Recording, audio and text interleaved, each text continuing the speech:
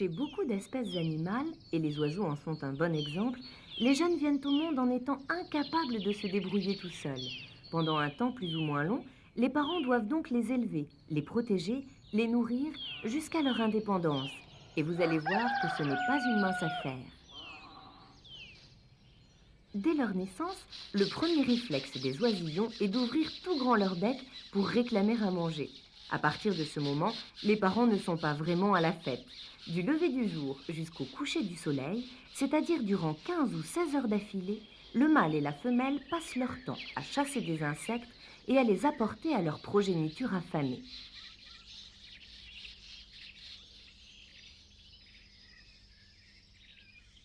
Chez les petits passereaux, le rythme est infernal et peut atteindre 30 à 50 insectes par heure, immédiatement engloutis par les petits.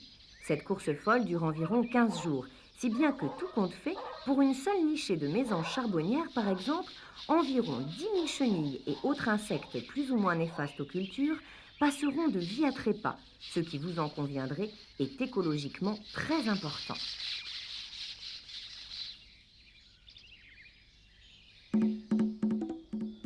Les oiseaux ne sont pas les seuls à se donner du mal pour élever leurs petits.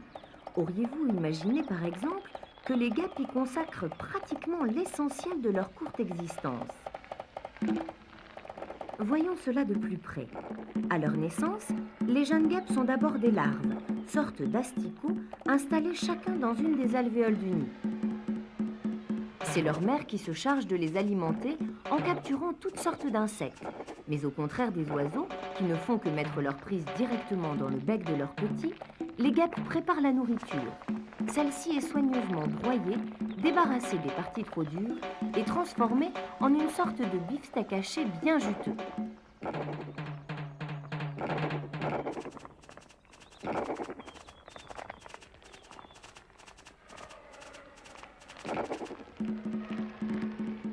C'est à ce moment seulement que la distribution peut commencer. La guêpe femelle, et plus tard les ouvrières qui lui succéderont, visitent chaque alvéole et distribuent à chacune de ses larves, à la becquée, un petit morceau de viande. L'instinct des guêpes va cependant encore plus loin dans les soins qu'elles apportent à leur descendance.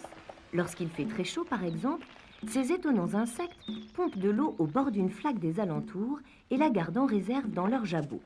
Puis, une fois revenue au nid, notre femelle recrache délicatement une gouttelette d'eau devant chaque larve, à l'entrée de l'alvéole, histoire de rafraîchir le locataire qui s'y trouve. Mais il y a mieux encore.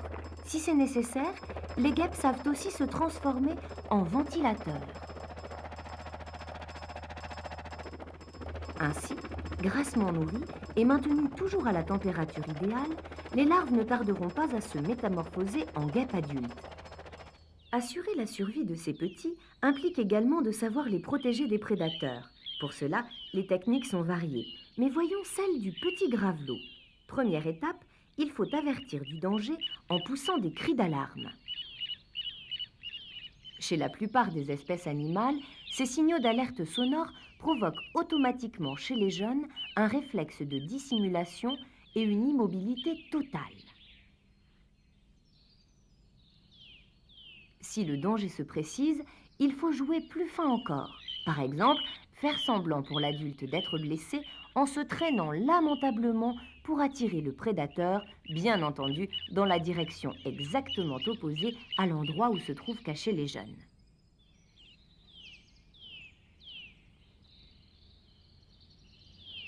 Enfin, lorsque la menace a disparu, le père ou la mère pousse un autre type de cri, une sorte de signal de ralliement immédiatement compris par les poussins qui filent alors retrouver leurs parents.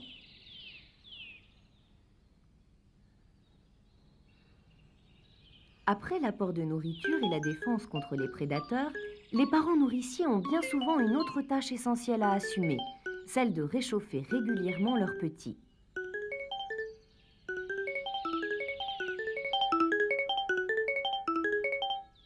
En effet, le duvet que les poussins portent lorsqu'ils naissent n'est pas suffisant pour les garantir complètement du froid et de l'humidité. C'est la raison pour laquelle, du moins dans les